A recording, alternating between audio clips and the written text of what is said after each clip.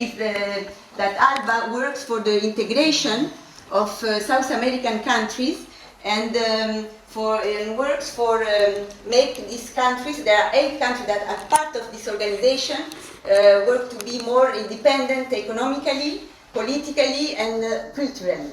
This is the main objective of ALBA. Today ALBA is attacked by corporations, local corporation and external corporation. Venezuela, Nicaragua are countries that are attacked. So we support them, and we support through information campaign. We do this information campaign. So you have to. What I want to say also is that we are part of a network, the European network of solidarity with Venezuela, and we are also part of a network of support Cuba, or also Cuba that suffer today blockade, sanction, misinformation, and a lot of political and economical attack. So that is the main thing. Why the commemoration of the 101 anniversary with the Soviet film that we are going to present today? First of all, is to better understand the conception of socialist art, because it is the first successful attempt to create a socialist state in a history of humanity. This is never seen before. So Lenin said, the cinema is for us, of all art, the most important. This sentence has gone around the world. So I think that you have heard about it, no? For a revolutionary, art is not an end in itself, unlike the slogan of the Metro-Goldwyn-Mayer in Hollywood, art gratia artis, that means in Latin, art for art. But it is at the service of mass worker, not at the service of producer or merchant of art. This not mean that it justifies any cheap creation, but on the contrary, a huge work on quality, moral value and historical accuracy. Of course, we have no pretension to know all about the great and rich Soviet cinema, but we want to offer you a movie that will give you, we hope, an idea of it. To put you in context, in 1917, 2/3 of the population was illiterate. There was very few papers. The revolution had triumphed and its idea had to be disseminated to counter the war and the invaders coming from 14 nations between 1918 and 1922. So I would like also to show you this picture, because they show how they do, they travel around all the continent.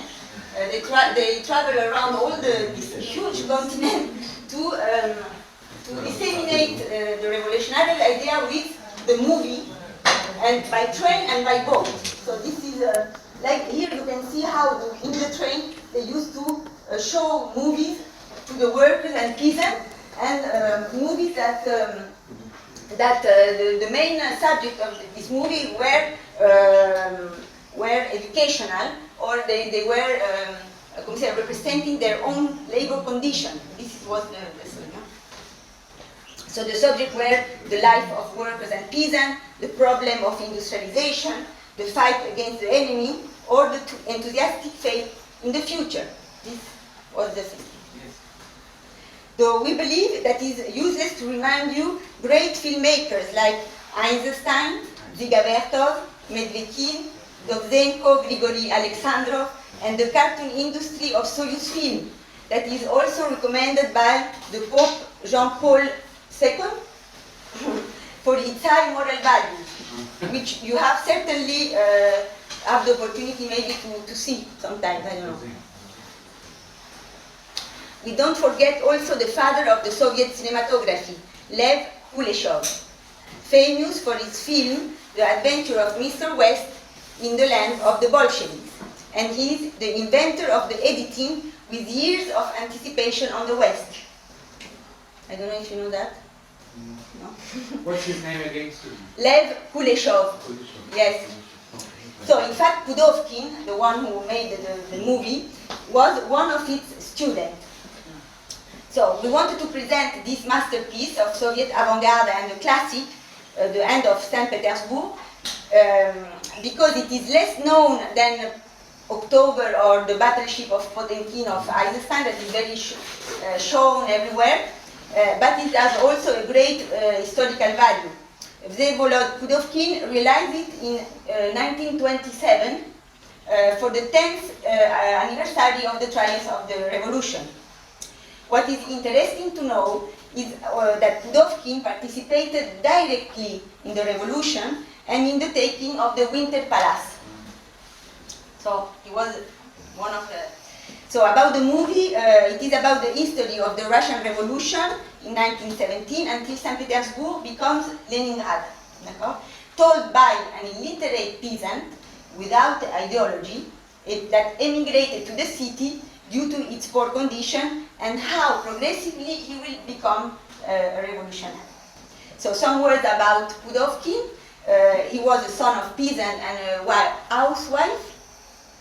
He was a screenwriter, director, and an actor, awarded many times with the Stalin Prize. He produced more than 20 movies as Storm Over Asia, The Mother, and The Deserter. These are the main renowned movies. He contributed in the innovation of 5 editing techniques that we are not going to talk about it now, but these techniques inspired until today filmmakers like Stanley Kubrick or Martin Scorsese.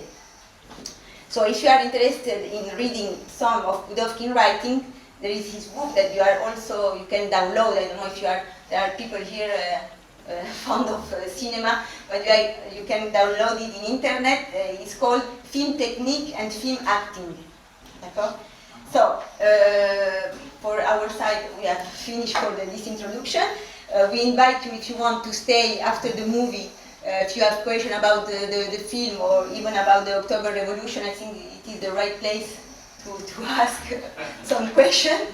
And I would like also to say something that at the end of this month, so at the end of November, we are going to invite an Italian